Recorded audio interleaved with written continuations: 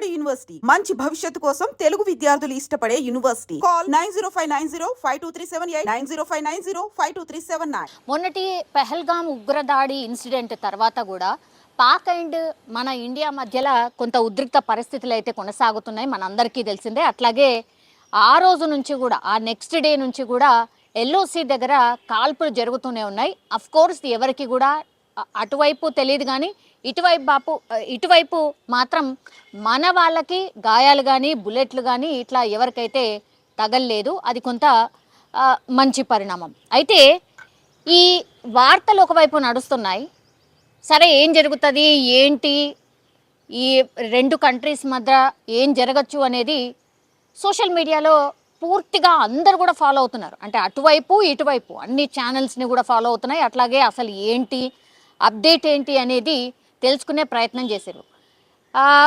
ఈ కంటిన్యూషన్ ప్రాసెస్లో భాగంగా యాక్చువల్లీ కేంద్ర సర్కార్ ఒక కీలక నిర్ణయం అయితే తీసుకుంది.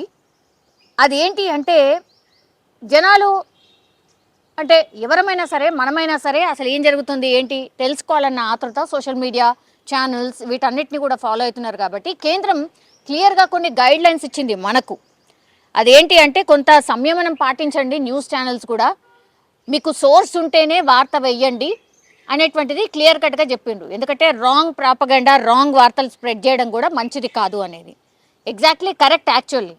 కానీ ఆ రాంగ్ ప్రాపగండా మన వాళ్ళు కొంత సంయమనం పాటించే ప్రయత్నం చేసినప్పటికీ కూడా పాకిస్తాన్లో ఛానల్, ఇప్పుడు మన ఛానల్లో అక్కడ ఓపెన్ అయితే అక్కడ ఛానల్స్ మనకు కూడా ఓపెన్ అవుతాయి. అంటే డిఫరెంట్ కంట్రీస్ ఎవరైనా చూడొచ్చు. అంటే పాకిస్తాన్లో కొన్ని ఛానల్స్ పర్టికులర్లీ కేంద్రం ఒక 16 ఛానల్స్ని ఐడెంటిఫై చేసింది. ఒక రకంగా వాటి మీద డిజిటల్ వార్ ప్రకటించింది.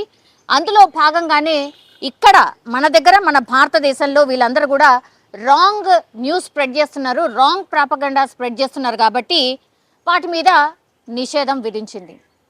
అందులో భాగంగానే ఇప్పుడు నేను కొన్ని ఛానల్స్ పేరు కూడా చెప్పబోతున్నా. ఒకవేళ మీరు క్లిక్ చేశారనుకోండి, మీకేం డిస్ప్లే అవుతుంది అని అంటే, I want to show clearly 16 ఛానల్స్లో ఇది నేను ఇప్పుడు చూపెడుతున్నది మాజీ క్రికెటర్ షోయబ్ అఖ్తర్ ఛానల్ అన్నమాట.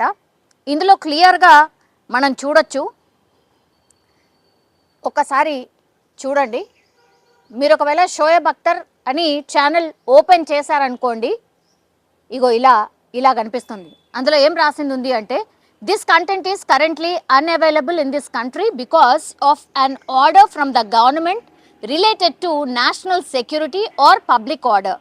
For more details about government removal request, please visit the Google Transparency Report. Go to home.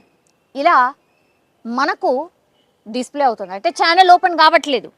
ఇది ఎందుకు చేశారు అంటే, నేను ఇంతకుముందు చెప్పినట్టుగా రాంగ్ ప్రాపగండా న్యూస్ని స్ప్రెడ్ చేస్తున్నారు ఇండియాకి సంబంధించి అనేది కేంద్రం గుర్తించింది. అంటే ఈ ఇన్సిడెంట్ 22వ తారీఖున ఎప్పుడైతే ఈ పెహల్గాంలో ఉగ్రదాడి జరిగిందో అప్పటి నుంచి కూడా సోషల్ మీడియా ఏం నడుస్తోంది ఏంటి అనేది కూడా అన్నిటి మీద దృష్టి పెట్టింది. అట్లాగే ఈ మీడియా మీద కూడా దృష్టి పెట్టింది మన సర్కార్.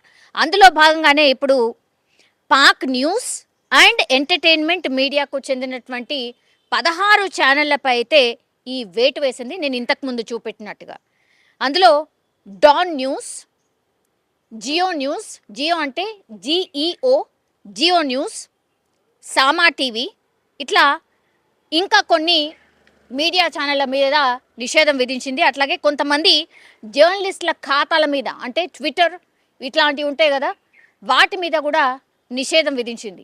ఎందుకు రీజన్ అంటే, ఇట్లనే false news or wrong propaganda చేస్తున్నాయి కాబట్టి. అట్లాగే నేను ఇంతకుముందు చూపెట్టినట్టుగా మాజీ క్రికెటర్ షోయబ్ అఖ్తర్ ఛానల్ కూడా, మీరు యూట్యూబ్లోకి వెళ్ళి షోయబ్ అఖ్తర్ అని కొట్టండి.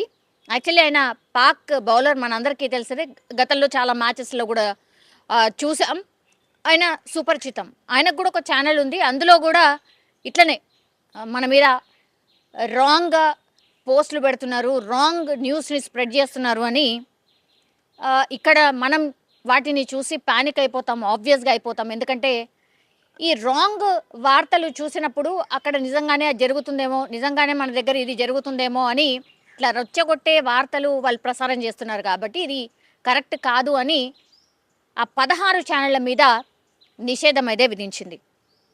ఇందులో వచ్చే కంటెంట్ ఇప్పుడు అందుబాటులో లేదు, మనకి ఎక్కడ కూడా కనిపించదు.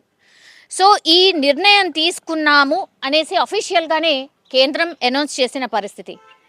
సో ఈ పాకిస్తాన్ ప్రభుత్వానికి చెందినటువంటి ఈ అధికార ఎక్స్ ఖాతాను కూడా భారత్ నిలిపివేసింది. ఎందుకంటే భారత్ని వ్యతిరేకంగా రెచ్చగొట్టేటువంటి ఈ వీడియోస్ ఏవైతే ఉంటాయో మతపరమైనటువంటి అంశాలు, సున్నితమైన అంశాలు వాటిలో పెట్టి రెచ్చగొడుతుంది కాబట్టి అందులో భాగంగానే వీటిని క్లియర్గా మేము నిషేధిస్తున్నామనేది ఒక లిస్ట్ని అయితే రిలీజ్ చేసిన పరిస్థితి. ఇప్పుడు యాజ్ ఆఫ్ నవ్ అయితే డిజిటల్ వార్ కూడా, అంటే ఏ న్యూస్ ఏ ఛానల్ ఏమిస్తుంది అనేది పూర్తిగా క్లియర్ కట్గా కేంద్రం దగ్గర పూర్తి ఇన్ఫర్మేషన్ ఉంది. మీరు ఏమైనా సరే రాంగ్ న్యూస్ స్ప్రెడ్ చేసినా, రాంగ్కి సంబంధించిన రాంగ్ ఇన్ఫర్మేషన్ స్ప్రెడ్ చేసినా ఇగో ఇట్లనే ఛానళ్ళని నిర్దాక్షిణ్యంగా నిలిపివేయబోతోంది. అఫ్కోర్స్ మన ఛానళ్ళ గురించి కాదు నేను ఇంతకుముందు చెప్పింది, బట్ మన ఛానల్కి, మన ఇండియాలో మన ఇండియా ఛానల్స్కి కూడా ఒక క్లియర్ కట్ ఆదేశం ఇచ్చింది. దయచేసి సంయమనం పాటించండి, మీకు అఫీషియల్గా ఏమైనా తెలిస్తేనే వార్తలు ప్రసారం చేయండి తప్పించి రాంగ్ ప్రాపగండగా రెచ్చగొట్టేగా మీరైతే వార్తలు ఇవ్వకండి అని మనకు ఆదేశాలు జారీ చేసింది. అట్లాగే అక్కడ ఉన్నటువంటి ఛానళ్ళ మీద కూడా దృష్టి పెట్టింది. కాబట్టే ఇప్పుడు నేను ఇంతకుముందు చెప్పిన కొన్ని ఛానల్స్ ఏవైతే ఉన్నాయో వాటి మీద నిషేధం విధించింది. మీరు వెళ్ళి క్లిక్ చేసి చూస్తే కూడా ఆ ఛానల్స్ ఓపెన్ కావు. నిజంగానే ఈ డిసిషన్ కరెక్టా? మీ అభిప్రాయాన్ని కూడా తెలియజేయాల్సిందిగా కోరుతున్నాను కామెంట్ రూపంలో. Because very very important. అందరం కూడా ఇప్పుడు news channel, social media, YouTube వీటన్నిటిని కూడా ఫ్రీక్వెంట్గా చూస్తున్నాం కాబట్టి 16 పాకిస్తాన్ ఛానల్స్ రాంగ్ కంటెంట్ ఇస్తున్నారు కాబట్టి ఇక్కడ మన దగ్గర ఓపెన్ కావట్లేదు, ఆ కంటెంట్ మనకు కనిపించట్లేదు. కేంద్ర సర్కార్ ఈ నిర్ణయం తీసుకుంది. ఇది కరెక్టా కాదా? మీ అభిప్రాయాన్ని కూడా తెలియజేయాల్సిందిగా కోరుతున్నాం.